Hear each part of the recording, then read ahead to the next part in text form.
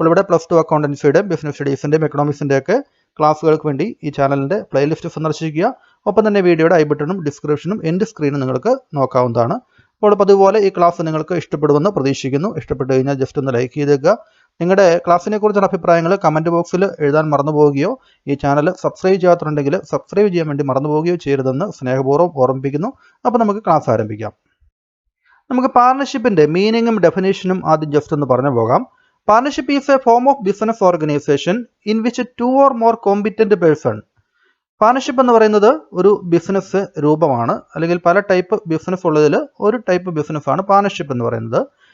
In which 2 or more competent person, minimum 2 പേരെങ്കിലും ഒരു partnership രൂപീകരിക്കാൻ ആവശ്യമാണ് എന്നുള്ളത് നമുക്കറിയാം. അപ്പോൾ മിനിമം 2 അല്ലെങ്കിൽ 2-ൽ കൂടുതലോ ആളുകൾ ചേർന്നാണ് പാർട്ണർഷിപ്പ് ബിസിനസ് ആരംഭിക്കുന്നത്. കോമ്പിറ്റന്റ് പേഴ്സൺ, ബിസിനസ് ചെയ്യാൻ വേണ്ടി കോമ്പിറ്റന്റ് ആയിട്ടുള്ള അല്ലെങ്കിൽ യോഗ്യതയുള്ള ആളുകൾ. Join together to carry on any lawful business, അവർ ഏതെങ്കിലും ഒരു ലോഫുൾ ബിസിനസ് ആരംഭിക്കുന്നതിന് വേണ്ടിയായിരിക്കണം. അതായത് നിയമവിരുദ്ധമായിട്ടുള്ള ബിസിനസ്സുകളൊന്നും അവർക്ക് ചെയ്യാൻ സാധിക്കില്ല. അവർ ആ ബിസിനസ്സിൻ്റെ ലക്ഷ്യം എന്ന് പറയുന്നത് ലോഫുൾ ആയിരിക്കണം, നിയമത്തിന് അനുസൃതമായിട്ടുള്ള ഒരു business. After entering into an agreement, partnership ആണെങ്കിൽ അവർ തമ്മിലൊരു എഗ്രിമെൻറ്റ് ഉണ്ടായിരിക്കേണ്ടതാണ്. നിർബന്ധമായിട്ടും പാർട്ണർഷിപ്പിൽ ഒരു എഗ്രിമെൻറ്റ് വേണം, അതായത് പാർട്ണേഴ്സിൻ്റെ ഇടയിൽ ഒരു കരാർ ഉണ്ടായിരിക്കേണ്ടതാണ്. To share the profit and loss of the business, ബിസിനസ്സിൻ്റെ പ്രോഫിറ്റ് ആണെങ്കിലും ലോസ് ആണെങ്കിലും അവർ ഷെയർ ചെയ്ത് കൊള്ളാം എന്നത് അടങ്ങിയിട്ടുള്ള ഒരു എഗ്രിമെൻറ്റ് ഉൾപ്പെടെ ഒരു ലോഫുൾ ആയിട്ടുള്ള ബിസിനസ് 2 or അതിലധികമോ ആളുകൾ ചേർന്ന് ഉണ്ടാക്കുന്നതിനെയാണ് പാർട്ണർഷിപ്പ് ബിസിനസ് എന്ന് പറയുന്നത്. ഇനി person who have entered into partnership are individually called partners. ഈ പാർട്ണർഷിപ്പ് ബിസിനസ് ആരംഭിക്കുന്ന ഓരോരുത്തരെയും ഇൻഡിവിജ്വലി നമുക്ക് പാർട്ണേഴ്സ് എന്ന് വിളിക്കാം, അല്ലെങ്കിൽ ആ പാർട്ണർഷിപ്പിൽ ബിസിനസ്സിൽ ഏർപ്പെടുന്ന ആളുകളെ, പങ്കാളികളെ പാർട്ണേഴ്സ് എന്നാണ് ഇംഗ്ലീഷിൽ പറയുന്നത്, അല്ലേ. And collectively known as firm, ആ പാർട്ണർഷിപ്പ് ഫേമിനെ അല്ലെങ്കിൽ പാർട്ണർഷിപ്പ് ബിസിനസ്സിനെ മുഴുവനായിട്ടും കളക്റ്റീവ്ലി ഒരുമിച്ച് നമ്മൾ ഫേം എന്നും പറയും. ഓരോരുത്തരും നമ്മൾ പാർട്ണർ അല്ലെങ്കിൽ പാർട്ണേഴ്സ് എന്നാണ് പറയുന്നത്. അത് മനസ്സിലാക്കിയിരിക്കുക. ഇനി പാർട്ണർഷിപ്പിൻ്റെ ഡെഫിനിഷൻ നോക്കുക. Section 4 of the Indian partnership act 1932. Partnership act ഇന്ത്യയിൽ പാസ്സാക്കിയത് 1932-ലാണ്. ആ വർഷം ഓർത്തിരിക്കുക. അതിൻ്റെ 4ാമത്തെ സെക്ഷനിൽ പാർട്ണർഷിപ്പിനെ ഡിഫൈൻ ചെയ്തിട്ടുണ്ട്. The relation between person who have agreed to share the profits of business carried on by all or any one of them acting for all.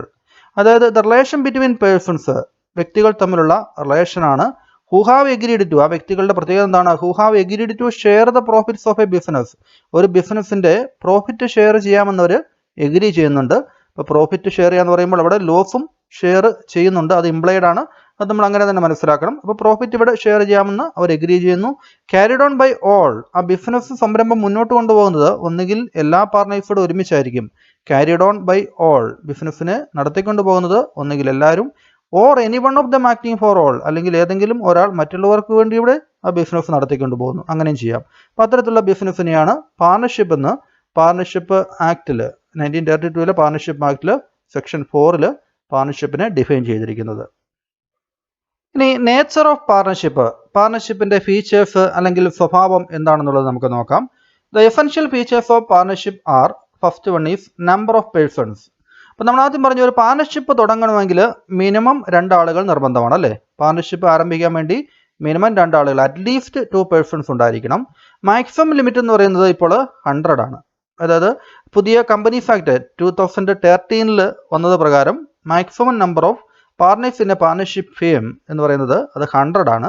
As per the previous companies act 1956-ലെ മുൻപുള്ള companies act പ്രകാരം maximum limit വ്യത്യാസം ഉണ്ടായിരുന്നു.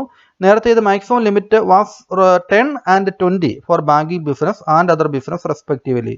അതായത് banking business ആണെങ്കിൽ maximum 10 ആളുകളും മറ്റ് ബിസിനസ്സുകൾക്ക് maximum 20 എന്നൊരു കണക്കായിരുന്നു പാർട്ണർഷിപ്പിൽ ഉണ്ടായിരുന്നത്. പക്ഷേ ഇപ്പോൾ അത് മാക്സിമം 100 എന്ന് പറയുന്ന ഒരൊറ്റ നമ്പറിലേക്ക് മാറിയിട്ടുണ്ട്. അപ്പോൾ പുതിയ രീതി അനുസരിച്ച് മാക്സിമം പേഴ്സൺസ്, നമുക്ക് പാർട്ണർഷിപ്പ് ഫേമിൽ ബിസിനസ് ആരംഭിക്കുമ്പോൾ മാക്സിമം പാർട്ണേഴ്സിൻ്റെ എണ്ണം 100 മാത്രമേ ആകാവുള്ളൂ. ഇനി എഗ്രിമെൻറ്റ്, നേച്ചർ ഓഫ് പാർട്ണർഷിപ്പിലെ മറ്റൊരു ഫീച്ചറാണ് there should be an agreement. ഒരു കരാർ, പാർട്ണേഴ്സ് തമ്മിലൊരു കരാർ ഉണ്ടായിരിക്കണം, ഒരു എഗ്രിമെൻ്റ് ഉണ്ടായിരിക്കണം. In order to form a partnership there must be an agreement. ഒരു പാർട്ണർഷിപ്പ് ആണെങ്കിൽ, ഒരു പാർട്ണർഷിപ്പിന് രൂപം കൊടുക്കണമെങ്കിൽ ഒരു കരാറിൻ്റെ പുറത്ത് മാത്രമേ ആ പാർട്ണർഷിപ്പിന് രൂപം കൊടുക്കാൻ പാടുള്ളൂ. അല്ലെങ്കിൽ പാർട്ണേഴ്സിൻ്റെ ഇടയിൽ ഒരു എഗ്രിമെൻ്റ് ഉണ്ടാകണം. The agreement may be oral or written. ഈ എഗ്രിമെൻറ്റ് ഒന്നുകിൽ ഓറൽ ആയിട്ടുള്ള എഗ്രിമെൻ്റ് ആയിരിക്കാം, അല്ലെങ്കിൽ വാക്കാലുള്ള എഗ്രിമെൻ്റ് ആയിരിക്കാം, അല്ലെങ്കിൽ അത് റിട്ടേൺ എഗ്രിമെൻ്റ് ആയിരിക്കാം, എഴുതി തയ്യാറാക്കിയിരിക്കുന്ന എഗ്രിമെൻ്റ് ആയിരിക്കാം. ദ റിട്ടേൺ എഗ്രിമെൻറ്റിനെയാണ് നമ്മൾ പാർട്ണർഷിപ്പ് ഡീഡ് എന്ന് പറയുന്നത്. അപ്പോൾ എന്താണ് പാർട്ണർഷിപ്പ് ഡീഡ് എന്നുള്ളത് നമുക്ക് ഇപ്പോൾ തന്നെ മനസ്സിലാക്കിയിരിക്കാവുന്നുള്ളൂ.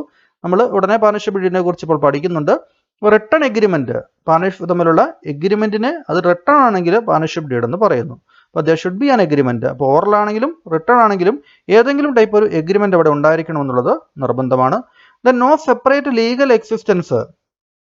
പാർട്ണർഷിപ്പ് ഫേമിന് അവരുടെ പാർട്ണേഴ്സിൽ നിന്ന് വ്യത്യസ്തമായിട്ടുള്ള ഒരു ലീഗലായിട്ടുള്ള ഒരു എക്സിസ്റ്റൻസ് ഇല്ല. നമ്മൾ company form, joint stock company പഠിച്ചപ്പോൾ നമ്മൾ കണ്ടിരുന്നു, കമ്പനി എന്ന് പറയുന്നത് it have separate legal existence. അത് നിയമത്തിൻ്റെ മുന്നിൽ ഒരു സാധാരണ മനുഷ്യനെ കാണുന്ന പോലെ കമ്പനിയും ഒരു എൻറ്റിറ്റി ആയിട്ട് ലോ പരിഗണിക്കുന്നുണ്ടായിരുന്നു. പക്ഷേ ഇവിടെ പാർട്ണർഷിപ്പ് ഫേമിന് അങ്ങനെയൊരു ലോയുടെ മുന്നിൽ അങ്ങനെ ഒരു പരിഗണനയില്ല. A partnership is not a legal entity. Legally ഒരു എൻറ്റിറ്റി ആയിട്ട് അവിടെ പാർട്ണർഷിപ്പിനെ പരിഗണിക്കുന്നില്ല. It has no separate legal existence apart from its members. അപ്പോൾ പാർട്ണർഷിപ്പ് എന്ന് വെച്ച് കഴിഞ്ഞാൽ പാർട്ണേഴ്സ് തന്നെയാണ്, രണ്ടിനെയും ഒന്നായിട്ട് തന്നെയാണ് നിയമത്തിന് മുമ്പിൽ കാണുന്നത് എന്നാണ് അതിനർത്ഥം. It can purchase property on its own name. അതുകൊണ്ട് തന്നെ പാർട്ണർഷിപ്പ് ഫേമിന് ആ ഫേമിൻ്റെ പേരിൽ ഏതെങ്കിലും പ്രോപ്പർട്ടി വാങ്ങിക്കാനും മറ്റും പറ്റില്ല. അത് പാർട്ണേഴ്സിൻ്റെ പേരിൽ മാത്രമേ വാങ്ങിക്കാൻ സാധിക്കുകയുള്ളൂ. ഇപ്പോൾ നോ സെപ്പറേറ്റ് ലീഗൽ എക്സിസ്റ്റൻസ് എന്ന് പറയുന്നത് പാർട്ണർഷിപ്പിൻ്റെ മറ്റൊരു ഫീച്ചറാണ്. ഇനി അടുത്ത പോയിന്റ് നോക്കുക, sharing of profit or loss. Profit അല്ലെങ്കിൽ ലോസ് ഒരു എഗ്രീഡ് റേഷ്യോയിൽ ഷെയർ ചെയ്യപ്പെടുന്നതായിരിക്കണം. The profit should be shared by the partners in an agreed ratio. Partners തമ്മിൽ അങ്ങനെ ഒരു എഗ്രിമെൻറ്റ് സാധാരണ കാണാറുണ്ട്. ഏത് റേഷ്യോയിലാണ് പ്രോഫിറ്റ് ആണെങ്കിലും അല്ലെങ്കിൽ ലോസ് ആണെങ്കിലും അവർ ഷെയർ ചെയ്യേണ്ടതെന്നുള്ളത്. If there is no specific agreement in this regard. ഇപ്പോൾ ഇവിടെ പാർട്ണർഷിപ്പിൽ എഗ്രിമെൻറ്റിൽ ഈ പ്രോഫിറ്റും ലോസും ഷെയർ ചെയ്യുന്നത് ഏത് റേഷ്യോയിലാണ് എന്ന് പ്രത്യേകം എടുത്ത് പറഞ്ഞിട്ടില്ല എങ്കിൽ the partners will share the profits equally. ഈ കാര്യം നിങ്ങൾ ഓർത്തിരിക്കേണ്ടതാണ്. In the absence of specific agreement, പ്രത്യേകം എഗ്രിമെൻറ്റിൽ ഏത് റേഷ്യോയിലാണ് പ്രോഫിറ്റ് അല്ലെങ്കിൽ ലോസ് ഷെയർ ചെയ്യുന്നത് എന്ന് പറഞ്ഞിട്ടില്ല എങ്കിൽ അവർ ഈ പ്രോഫിറ്റ് ലോസ് ഷെയർ ചെയ്യേണ്ട റേഷ്യോ എന്ന് പറയുന്നത് ഈക്വലി ആണ്, അല്ലെങ്കിൽ ഈക്വൽ റേഷ്യോ ആണ്. 3 പാർട്ണേഴ്സ് ഉണ്ടെങ്കിൽ 1:1:1, 2 പാർട്ണേഴ്സ് ആണെങ്കിൽ 1:1. ആ ഈക്വൽ ആയിട്ട് വേണം അവരിത് ഷെയർ ചെയ്യേണ്ടത്. ആ കാര്യം ഓർത്തിരിക്കുക. ഇനി മ്യൂച്വൽ ഏജൻസി. പാർട്ണേഴ്സ് തമ്മിൽ ഒരു മ്യൂച്വൽ ഏജൻസി റിലേഷൻഷിപ്പ് ആണുള്ളത്. നോക്കുക എന്താണെന്നുള്ളത്. Each partner can participate in the conduct of business and act for the firm. ഓരോ പാർട്ണേഴ്സിനും ഈ ബിസിനസ്സിൽ, പാർട്ണർഷിപ്പിൻ്റെ ബിസിനസ്സിൽ അവർക്ക് പങ്കാളികളാകാം, മറ്റുള്ളവർക്ക് കൂടി വേണ്ടി അവർക്ക് ആ ബിസിനസ്സിൽ ജോലി ചെയ്യാവുന്നതാണ്. Similarly each partner is bound by the acts of other partners. അതുപോലെ തന്നെ ഓരോ പാർട്ണറും മറ്റ് പാർട്ണേഴ്സിൻ്റെ പ്രവർത്തികളാൽ ബന്ധിക്കപ്പെട്ടിരിക്കുന്നു പറഞ്ഞു കഴിഞ്ഞാൽ മറ്റ് പാർട്ണേഴ്സ് ചെയ്യുന്ന കാര്യങ്ങൾക്ക് ഈ ഒരു പാർട്ണർ കൂടി ഉത്തരവാദിത്വമായിരിക്കും എന്നുള്ളത് ഓർത്തിരിക്കുക. ദസ് എ പാർട്ണർ ഈസ്, അതുകൊണ്ടാണ് പാർട്ണർ എന്ന് പറയുന്നത് both an agent and principal എന്ന് പറയുന്നത്. Why a partner is considered to be both an agent and principal എന്നൊരു ക്വസ്റ്റ്യൻ വന്നു കഴിഞ്ഞാൽ, അല്ലെങ്കിൽ ഒരു പാർട്ണറെ എന്തുകൊണ്ടാണ് ഏജന്റായിട്ടും പ്രിൻസിപ്പളായിട്ടും കണക്കാക്കുന്നത്? ഒരേ സമയം ഒരു പാർട്ണർ ഒരു ഏജന്റുമാണ്, പാർട്ണർ ഒരു പ്രിൻസിപ്പലുമാണ്. പ്രിൻസിപ്പൽ എന്ന് ഉദ്ദേശിക്കുന്നത്, ഏജന്റ് എന്ന് ഉദ്ദേശിക്കുന്നത് നിയമത്തിന്റെ മുമ്പിലുള്ള അല്ലെങ്കിൽ ലോയുടെ ഒരു 2 ടേംസ് ആണ് ഏജന്റ് റിലേഷൻഷിപ്പും ഏജന്റ് ആൻഡ് പ്രിൻസിപ്പൽ റിലേഷൻഷിപ്പ്. ഇനി എപ്പോഴാണ് ഒരാളെ ഏജന്റ് എന്ന് കണക്കാക്കുന്നത്, എപ്പോഴാണ് ഒരാളെ പ്രിൻസിപ്പൽ എന്ന് കണക്കാക്കുന്നതെന്ന് അറിഞ്ഞിരിക്കുക. എ പാർട്ണർ, അതായത് he's an agent when he makes the other partners liable for his acts. ഒരാൾ അയാളുടെ പ്രവൃത്തി കൊണ്ട് മറ്റുള്ള പാർട്ണറെ കൂടി ലയബിൾ ആക്കുമ്പോൾ, ആ പ്രവൃത്തിയിൽ ഉത്തരവാദിത്തപ്പെട്ടവരാക്കുമ്പോൾ ആ പ്രവൃത്തി ചെയ്യുന്ന ആളെ ആ സമയത്ത് ഏജന്റ് എന്ന് വിളിക്കുന്നു. ഹി ഈസ് ദ പ്രിൻസിപ്പൽ, ഒരു പാർട്ണർ ഒരു സമയത്ത് പ്രിൻസിപ്പളായിട്ട് കണക്കാക്കുന്നു. When the other partners make him liable four their acts. മറ്റുള്ളവരുടെ പാർട്ണേഴ്സിൻ്റെ ചെയ്യുന്ന പ്രവൃത്തികൾ കൊണ്ട് നമ്മൾ അല്ലെങ്കിൽ വേറൊരു പാർട്ണർ ലയബിൾ ആകുകയാണെങ്കിൽ ആ സമയത്ത് ലയബിൾ ആകുന്ന പാർട്ണറെ പ്രിൻസിപ്പളായിട്ടും കണക്കാക്കുന്നു. അപ്പോൾ അതായത് പരസ്പരം അങ്ങോട്ടും ഇങ്ങോട്ടുള്ള ഒരു ഉത്തരവാദിത്വമാണ് അവർക്കുള്ളത്. ആ ഒരു ഉത്തരവാദിത്വത്തെയാണ് ഇവിടെ ഏജന്റ് പ്രിൻസിപ്പൽ റിലേഷൻഷിപ്പ് എന്ന് പറയുന്നത്. ഇനി നമുക്ക് പാർട്ണർഷിപ്പ് ഡീഡ് എന്താണെന്നും അതിൻ്റെ കണ്ടന്റ് എന്താണെന്നും പഠിക്കേണ്ടതുണ്ട്. പാർട്ണർഷിപ്പ് ഡീഡ് അല്ലെങ്കിൽ ആർട്ടിക്കിൾസ് ഓഫ് പാർട്ണർഷിപ്പ്, പാർട്ണർഷിപ്പ് ഡീഡിന് പറയുന്ന മറ്റൊരു പേരാണ് ആർട്ടിക്കിൾസ് ഓഫ് പാർട്ണർഷിപ്പ്. അതും ഒന്ന് അറിഞ്ഞിരിക്കുക. To form a partnership there must be an agreement between the partners. ഒരു പാർട്ണർഷിപ്പ് തുടങ്ങണമെങ്കിൽ there should be an agreement, there must be agreement between partners. പാർട്ണേഴ്സിൻ്റെ ഇടയിൽ ഒരു എഗ്രിമെന്റ് തീർച്ചയായിട്ടും ഉണ്ടായിരിക്കണം. The agreement may be oral or written. ഈ agreement എന്ന് പറയുന്നത് it may be either oral or written. ഈ എഗ്രിമെന്റ് ഒന്നുകിൽ അത് വാക്കാലുള്ള എഗ്രിമെന്റ് ആയിരിക്കാം, വാക്കാലുള്ള കരാറായിരിക്കാം, അല്ലെങ്കിൽ റിട്ടേൺ എഗ്രിമെന്റ് ആയിരിക്കാം, അത് എഴുതി തയ്യാറാക്കിയുള്ള എഗ്രിമെന്റ് ആയിരിക്കാം. The written agreement between partners containing the terms and conditions of partnership called partnership deed. ഇവിടെ ഈ പാർട്ണേഴ്സ് തമ്മിലുള്ള എഗ്രിമെന്റ് അത് റിട്ടേൺ ആണെങ്കിൽ അതിനെ നമ്മൾ പാർട്ണർഷിപ്പ് ഡീഡ് എന്നാണ് വിളിക്കുന്നത്. ഇപ്പോൾ ഓറൽ എഗ്രിമെന്റ് ആണെങ്കിൽ അതൊരു സാധാരണ എഗ്രിമെന്റ് മാത്രമാണ്. പക്ഷെ അത് എഴുതി തയ്യാറാക്കിയതാണെങ്കിൽ ആ എഗ്രിമെന്റിനെ നമ്മൾ വിളിക്കുന്ന പേരാണ് പാർട്ണർഷിപ്പ് ഡീഡ്. അപ്പോൾ എന്താണ് പാർട്ണർഷിപ്പ് ഡീഡ് എന്ന് ചോദിച്ചു കഴിഞ്ഞാൽ there should be an agreement in order to constitute a partnership firm. അപ്പോൾ this agreement may be oral or written. ഈ എഗ്രിമെന്റ് ഒന്നുകിൽ ഓറൽ ആകാം, റിട്ടേൺ ആകാം. The written agreement is called partnership deed എന്ന് പ്രത്യേകം നിങ്ങൾ എടുത്ത് ഉത്തരം പറയേണ്ടതാണ്. ഇനി നമ്മൾ അടുത്തത് പഠിക്കുന്നത് കണ്ടന്റ്സ് ഓഫ് പാർട്ണർഷിപ്പ് ഡീഡ് ആണ്. പാർട്ണർഷിപ്പ് ഡീഡിന്റെ കണ്ടന്റ് അല്ലെങ്കിൽ ഒരു പാർട്ണർഷിപ്പ് ഡീഡിൽ സാധാരണ ഉൾപ്പെടുത്തുന്ന കാര്യങ്ങൾ, അതിന്റെ ഉള്ളടക്കം എന്താണെന്നുള്ളത് നമുക്ക് നോക്കാം. ഒന്നാമത്തെ point, name of the firm. ആ ഫേമിന്റെ, പാർട്ണർഷിപ്പ് ഫേമിന്റെ പേര് അതിൽ പറഞ്ഞിരിക്കണം. രണ്ട്, names and addresses of all partners. അതിൽ ഉള്ള പാർട്ണേഴ്സിന്റെ എല്ലാവരുടെയും പേരുകളും അവരുടെ അഡ്രസ്സും അവിടെ നൽകിയിട്ടുണ്ടാകണം. Nature and places of business. ബിസിനസിന്റെ സ്വഭാവം എന്താണ്? അതൊരു ട്രേഡിംഗ് ഫേം ആണോ അല്ലെങ്കിൽ ഒരു മാനുഫാക്ചറിങ് ഫേം ആണോ? അതിന്റെ സ്വഭാവം എന്താണ്? ഒപ്പം തന്നെ എവിടെയൊക്കെയാണ് അതിന് ബിസിനസ് പരമായിട്ട് അതിന് ബ്രാഞ്ചുകളുള്ളത്, അല്ലെങ്കിൽ അതിന്റെ പ്ലേസ് ഓഫ് ബിസിനസ് എന്ന് പറയുന്നത് ഏരിയ ഏതാണ്, തുടങ്ങിയ കാര്യങ്ങൾ അതിൽ വിശദമാക്കിയിരിക്കണം.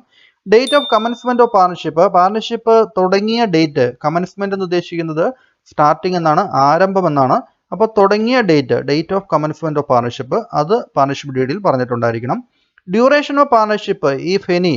പാർട്ണർഷിപ്പ് ഏതെങ്കിലും ഒരു പർട്ടിക്കുലർ കാലത്തേക്ക് വേണ്ടി മാത്രമാണ് തയ്യാറാക്കിയിരിക്കുന്നതെങ്കിൽ അല്ലെങ്കിൽ രൂപം കൊടുത്തിരിക്കുന്നതെങ്കിൽ ചിലപ്പോൾ അതിൻ്റെ എഗ്രിമെന്റിൽ തന്നെ പറഞ്ഞിട്ടുണ്ടാവും ഈ പാർട്ണർഷിപ്പ് 10 വർഷത്തേക്ക് ആയിരിക്കും നിലനിൽക്കുക എന്നുള്ളത്. അപ്പം അങ്ങനെ ഡ്യൂറേഷൻ പറഞ്ഞിട്ടുണ്ടെങ്കിൽ, അതാണ് പറയുന്നത് ഈഫ് എനി, അങ്ങനെ ഉണ്ടെങ്കിൽ അത് വ്യക്തമാക്കിയിരിക്കണം. Rules regarding operation of bank account. Partnership ഫേമിന്റെ ബിസിനസ്സുമായിട്ട് ബന്ധപ്പെട്ട് ബാങ്ക് അക്കൗണ്ട് ഓപ്പറേറ്റ് ചെയ്യുന്നുണ്ടെങ്കിൽ ബാങ്ക് അക്കൗണ്ട് ഓപ്പറേറ്റ് ചെയ്യേണ്ടതായിട്ട് വരും. അപ്പോൾ അങ്ങനെ വരുമ്പോൾ ഏത് പാർട്ണേഴ്സാണ് അതിന് അധികാരപ്പെട്ടിരിക്കുന്നത്, അതിൻ്റെ രീതികൾ എങ്ങനെയാണ്, അതുമായിട്ട് ബന്ധപ്പെട്ട റൂളുകൾ എന്തെങ്കിലും ഉണ്ടെങ്കിൽ അത് പറഞ്ഞിട്ടുണ്ടായിരിക്കണം. Then amount of capital contributed by each partner. ഓരോ പാർട്ണറും ആ ഫേമിലേക്ക് കൊണ്ടുവന്നിരിക്കുന്ന മൂലധനത്തിൻ്റെ അല്ലെങ്കിൽ ക്യാപിറ്റലിൻ്റെ എമൗണ്ട് എത്രയാണെന്നുള്ളത് വിശദമായിട്ട് പറഞ്ഞിട്ടുണ്ടായിരിക്കണം. Profit sharing ratio between partners if any. Partners തമ്മിലുള്ള പ്രോഫിറ്റ് അല്ലെങ്കിൽ ലോസ് ഷെയർ ചെയ്യുന്നതിനുള്ള റേഷ്യോ തന്നിട്ടുണ്ടായിരിക്കണം. അത് ഈഫ് എനി ഉണ്ടെങ്കിൽ കൊടുത്താലും മതി. പാർട്ണർഷിപ്പിൽ ഡീഡിൽ ഈ റേഷ്യോ നൽകണമെന്ന് നിർബന്ധമില്ല. പ്രത്യേകിച്ച് റേഷ്യോ ഒന്നും ഇല്ലെങ്കിൽ നമ്മൾ പറഞ്ഞു 1:1 അല്ലെങ്കിൽ ഈക്വൽ ആയിട്ട് പ്രോഫിറ്റും ലോസും ഷെയർ ചെയ്യുന്നു അല്ലേ. അപ്പോൾ ഈഫ് എനി എന്ന് ഉദ്ദേശിക്കുന്നത് അങ്ങനെ എന്തെങ്കിലും ഉണ്ടെങ്കിൽ അത് നൽകേണ്ടതാണ്. ഇനി interest on partners loan to the firm if any. Partners ഫേമിന് ലോൺ നൽകുന്നുണ്ടെങ്കിൽ, ലോണായിട്ട് പണം നൽകുന്നുണ്ടെങ്കിൽ അതിന്മേൽ എത്ര ഇൻട്രസ്റ്റ് ആണ് ചാർജ് ചെയ്യുന്നത് അത് വേണമെങ്കിൽ പാർട്ണർഷിപ്പ് ഡീഡിൽ പറയാവുന്നതാണ്. ഈഫ് എനി എന്നാണ്, അതും പറയണമെന്ന് നിർബന്ധമില്ല. അങ്ങനെ പ്രത്യേകം പറഞ്ഞിട്ടില്ലെങ്കിൽ നമുക്കറിയാം, നമ്മൾ കണ്ടിരുന്നു 6% ആണ് ഇൻട്രസ്റ്റ് നൽകേണ്ടത് അല്ലേ. ഇവിടെ interest of partners loan to the firm. Partners ഫേമിന് ലോൺ നൽകുന്നുണ്ടെങ്കിൽ എത്ര ഇൻട്രസ്റ്റ് ആണ്, റേറ്റ് ഓഫ് ഇൻട്രസ്റ്റ് എത്രയാണ് എന്നുള്ളത് വേണമെങ്കിൽ ഇവിടെ നൽകാവുന്നതാണ്. Then interest on partners capital and drawings if any. അപ്പോൾ ക്യാപിറ്റൽ പിൻവലിക്കുമ്പോഴും ഡ്രോവിങ്സ് പിൻവലിക്കുമ്പോഴും ഇൻട്രസ്റ്റിൻ്റെ റേറ്റ് എത്രയാണ് അതും വേണമെങ്കിൽ ഈഫ് എനി അങ്ങനെ എന്തെങ്കിലും ഉണ്ടെങ്കിൽ ഇവിടെ പറയാവുന്നതാണ്. അടുത്തത് salary commission if any payable to partners. പാർട്ണേഴ്സിന് സാലറി കമ്മീഷൻ അങ്ങനെയൊക്കെ നൽകുന്നുണ്ടെങ്കിൽ അതും പാർട്ണർഷിപ്പ് ഡീഡിൽ പറയാവുന്നതാണ്. Then method of computation and treatment of goodwill on reconstitution of firm. ഒരു ഫേമിൻ്റെ റീകോൺസ്റ്റിറ്റ്യൂഷനുമായിട്ട് ബന്ധപ്പെട്ട്, അതായത് അഡ്മിഷൻ, റിട്ടയർമെൻറ്റ് അതുപോലുള്ള കാര്യങ്ങളിലൊക്കെ ഗുഡ് വിൽ എങ്ങനെയാണ് കാൽക്കുലേറ്റ് ചെയ്യുന്നത്, അതിൻ്റെ മെത്തേഡ്, ട്രീറ്റ്മെൻറ്റ്, ഇതെല്ലാം നമ്മൾ വേറൊരു ക്ലാസ്സിൽ ഗുഡ് വില്ലിൻ്റെ കമ്പ്യൂട്ടേഷൻ, അതിൻ്റെ കാൽക്കുലേഷൻ, ഡിഫറെൻറ്റ് മെത്തേഡ്സ് നമ്മൾ ഡിസ്കസ് ചെയ്തിട്ടുണ്ട്. ഇനി mode of settlement of accounts at the time of admission, retirement, death and dissolution of firm. ഇപ്പോൾ അഡ്മിഷൻ്റെ സമയത്തും ഒരു പുതിയ പാർട്ണറെ അഡ്മിറ്റ് ചെയ്യുമ്പോഴും ഒരു പാർട്ണർ റിട്ടയർ ചെയ്യുമ്പോഴും ഒരു പാർട്ണർ മരിക്കുമ്പോഴും അതിൻ്റെ ഡിസൊല്യൂഷൻ, ആ പാർട്ണർഷിപ്പ് ഫേം നമ്മൾ അടച്ചു പൂട്ടുമ്പോഴും അവസാനിപ്പിക്കുമ്പോഴും അതിൻ്റെ സെറ്റിൽമെൻറ്റ്, ക്യാഷിൻ്റെ സെറ്റിൽമെൻറ്റും മറ്റും എങ്ങനെയാണ് എന്നുള്ള കാര്യങ്ങളെക്കുറിച്ചുള്ള രീതി, ആ രീതികളും ഇതിനകത്ത് പറയേണ്ടതാണ്. അപ്പോൾ ഇതാണ് പാർട്ണർഷിപ്പ് ഡീഡിൽ സാധാരണ വരുന്ന കാര്യങ്ങൾ. അപ്പോൾ ഇങ്ങനെ പാർട്ണർഷിപ്പ് ഡീഡിലെ ആബ്സൻസിൽ എന്തൊക്കെ കാര്യങ്ങളാണ്, Rolls in the absence of partnership deed, നമ്മൾ എന്തൊക്കെ കാര്യങ്ങളാണ് ചെയ്യേണ്ടത് എന്നുള്ളത് ഞാൻ മറ്റൊരു ക്ലാസ്സിൽ ചെയ്തിട്ടുണ്ട്. Fixed and fluctuating capital method എന്ന് പറഞ്ഞാൽ ആ ഒരു ക്ലാസ്സിൽ ചെയ്തിട്ടുണ്ട്, നിങ്ങളത് നോക്കുക. അപ്പോൾ ഇനി നമുക്ക് difference between fixed capital method and fluctuating capital method, focus area ടോപ്പിക്കാണ്, ഇമ്പോർട്ടൻ്റ് ആണ്. അപ്പോൾ അത് മനസ്സിലാക്കിയിരിക്കുക. നമുക്ക് ഫിക്സഡ് ക്യാപിറ്റൽ മെത്തേഡും ഫ്ലക്ച്വേറ്റിംഗ് ക്യാപിറ്റൽ മെത്തേഡും തമ്മിലുള്ള ഡിഫറൻസ്. ഒരു പാർട്ണർഷിപ്പ് ഫേമിൽ ക്യാപിറ്റൽ അക്കൗണ്ട് മെയിൻറ്റെയിൻ ചെയ്യുന്നതിന് 2 രീതികളാണുള്ളത്, ഫിക്സഡ് ക്യാപിറ്റൽ മെത്തേഡും ഫ്ലക്ച്വേറ്റിംഗ് ക്യാപിറ്റൽ മെത്തേഡും. അതിൻ്റെ പ്രോബ്ലംസ് ഉൾപ്പെടെയുള്ള വീഡിയോ ക്ലാസ് നമ്മൾ വിശദമായിട്ട് ചെയ്തിട്ടുണ്ട്. അപ്പോൾ അത് സംശയമുള്ളവർക്ക് അത് നോക്കാവുന്നതാണ്. ഇവിടെ അതിൻ്റെ ബേസിസിൻ്റെ അടിസ്ഥാനത്തിൽ ഈ രണ്ട് മെത്തേഡുകൾ തമ്മിൽ എന്തൊക്കെയാണ് വ്യത്യാസം എന്നുള്ളത് നോക്കുക. ഇവിടെ നമ്മൾ ബേസിസ് എന്ന് പറഞ്ഞ ഒരു കോളം കൊടുത്തിട്ടുണ്ട്. അതിനുശേഷം ഫിക്സഡ് ക്യാപിറ്റലും ഫ്ലക്ച്വേറ്റിംഗ് ക്യാപിറ്റൽ മെത്തേഡും. അപ്പോൾ ഒന്നാമത്തെ വ്യത്യാസം നമ്പർ ഓഫ് അക്കൗണ്ട്സിൻ്റെ എണ്ണം, എത്ര ക്യാപിറ്റൽ അക്കൗണ്ട്സ് ഉണ്ട് അല്ലെങ്കിൽ അതിന് മെയിൻറ്റെയിൻ ചെയ്യുന്ന അക്കൗണ്ട്സ് എത്രയാണ് എന്നുള്ളതാണ് ഒന്നാമത്തെ ബേസിസ്. ഫിക്സഡ് ക്യാപിറ്റൽ മെത്തേഡ് ആണെങ്കിൽ under the method 2 accounts R maintained. ഈ ഒരു മെത്തേഡിൽ 2 അക്കൗണ്ടുകൾ മെയിൻറ്റെയിൻ ചെയ്യും. നമുക്കറിയാം ഏതൊക്കെ മെത്തേഡുകളാണ്, ക്യാപിറ്റൽ അക്കൗണ്ടും കറണ്ട് അക്കൗണ്ടും. അപ്പോൾ ഫിക്സഡ് ക്യാപിറ്റൽ മെത്തേഡിൽ 2 അക്കൗണ്ടുകൾ ഉണ്ടായിരിക്കും, ക്യാപിറ്റൽ അക്കൗണ്ടും കറണ്ട് അക്കൗണ്ടും. പക്ഷേ ഫ്ലക്ച്വേറ്റിംഗ് ക്യാപിറ്റൽ മെത്തേഡിലാണെങ്കിൽ under this method there is only 1 account. അതിൽ ഒരു അക്കൗണ്ട് മാത്രമേ ഉള്ളൂ. അത് ഏത് അക്കൗണ്ട് ആയിരിക്കും? അത് ക്യാപിറ്റൽ അക്കൗണ്ട് ആയിരിക്കും. ഫ്ലക്ച്വേറ്റിംഗ് ക്യാപിറ്റൽ മെത്തേഡിൽ കറണ്ട് അക്കൗണ്ട് ഉണ്ടായിരിക്കില്ല. ഇനി അഡ്ജസ്റ്റ്മെൻറ്റുകൾ ഓൾ അഡ്ജസ്റ്റ്മെൻറ്റ്, അതായത് സാലറി, കമ്മീഷൻ തുടങ്ങിയ അഡ്ജസ്റ്റ്മെൻറ്റുകൾ, all adjustments are recorded in a separate account known as current account. Fixed capital മെത്തേഡിൽ ക്യാപിറ്റൽ മാത്രമേ ക്യാപിറ്റൽ അക്കൗണ്ടിൽ എഴുതുള്ളൂ. ബാക്കിയുള്ള എല്ലാ അഡ്ജസ്റ്റ്മെൻറ്റുകളും എഴുതുന്ന ഏത് അക്കൗണ്ടിലാണ്? കറണ്ട് അക്കൗണ്ടിലാണ് അല്ലേ. ഇവിടെ ഫ്ലക്ച്വേറ്റിംഗ് ക്യാപിറ്റൽ മെത്തേഡിലേക്ക് വരുമ്പോൾ അവിടെ ഒരു അക്കൗണ്ട് മാത്രമേ ഉള്ളൂ, ക്യാപിറ്റൽ അക്കൗണ്ട് മാത്രമേ ഉള്ളൂ. അതുകൊണ്ട് തന്നെ all adjustments are recorded in the capital account it self. എല്ലാ അഡ്ജസ്റ്റ്മെൻറ്റുകളും നമ്മൾ ക്യാപിറ്റൽ അക്കൗണ്ടിൽ തന്നെയാണ് കാണിക്കുന്നത്. അടുത്തത് ഫിക്സഡ് ബാലൻസ് എങ്ങനെയാണെന്ന് നോക്കാം. The capital account balance remains unchanged unless there is addition to or withdrawal of capital. ഇവിടെ ഫിക്സഡ് ക്യാപിറ്റൽ മെത്തേഡിൽ 2 അക്കൗണ്ടുകളുണ്ട് എന്ന് പറഞ്ഞു. ഒന്ന് ക്യാപിറ്റൽ അക്കൗണ്ടും 2 കറണ്ട് അക്കൗണ്ടും അല്ലേ. എല്ലാ അഡ്ജസ്റ്റ്മെൻറ്റുകളും കറണ്ട് അക്കൗണ്ടിൽ കാണിക്കുന്നതുകൊണ്ട് ക്യാപിറ്റൽ അക്കൗണ്ടിൻ്റെ balance it remains unchanged. Fixed ആയിട്ട് തന്നെ ക്യാപിറ്റൽ അക്കൗണ്ടിൻ്റെ ബാലൻസ് ഫിക്സഡ് ആയിട്ട് തന്നെ ഇരിക്കുന്നു. അതുകൊണ്ട് തന്നെയാണ് അതിന് ഫിക്സഡ് ക്യാപിറ്റൽ മെത്തേഡ് എന്ന് പറയുന്നത് അല്ലേ. അപ്പോൾ അത് ഫിക്സഡ് അല്ലാതെ മാറ്റം വരാനുള്ള സാധ്യത എന്ന് പറയുന്നത് ആ ക്യാപിറ്റൽ അഡീഷണൽ ക്യാപിറ്റൽ കൊണ്ടുവരികയോ അല്ലെങ്കിൽ ക്യാപിറ്റലിൽ നിന്ന് എമൗണ്ട് പിൻവലിക്കുകയോ ചെയ്യാതിരിക്കുന്നിടത്തോളം കാലം ഈ ക്യാപിറ്റൽ അക്കൗണ്ടിൻ്റെ ബാലൻസ് ഫിക്സഡ് ആയിരിക്കും. അപ്പോൾ fixed balance, capital account balance fixed ആണ്.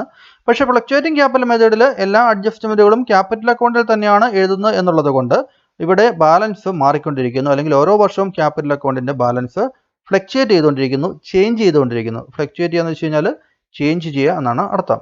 ഇനി credit balance, the capital accounts always show credit balance.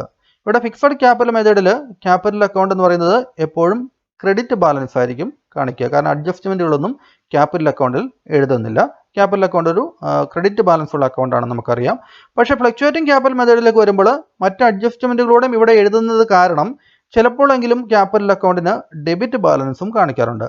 Capital അക്കൗണ്ടിന് debit balance കാണിച്ചു കഴിഞ്ഞാൽ അതിനർത്ഥം അത് നമുക്ക് പിന്നെ ലയബിലിറ്റി സൈഡിൽ എഴുതാൻ പറ്റില്ല. നമ്മൾ തൽക്കാലം അത് ബാലൻസ് ഷീറ്റിൻ്റെ അസറ്റ് സൈഡിലാണ് നമ്മളത് കാണിക്കുക. ഇനി അപ്പിയറൻസ് ഇൻ ദി ബാലൻസ് ഷീറ്റിൽ അതെങ്ങനെയാണ് കാണുക എന്ന് നോക്കുക.